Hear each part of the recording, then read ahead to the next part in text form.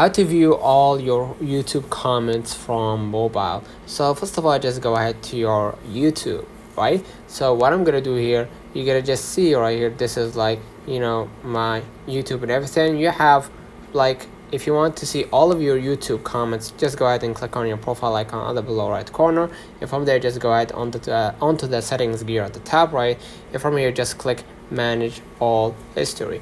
Then manage all history, you're gonna see all the history of your research, comments, whatever it might be. Just go ahead right into the interactions, and from there just go ahead and click view comments, likes and dislikes, or whatever it mimight be, right? So as you can see right here, you will see all of the videos that you interacted with, right? So whether it was you know, a dislike, comment, whatever it might be, you're gonna see it right here, right? So basically that's it. Let me know in the comments if this video helped you. Don't forget to like and subscribe.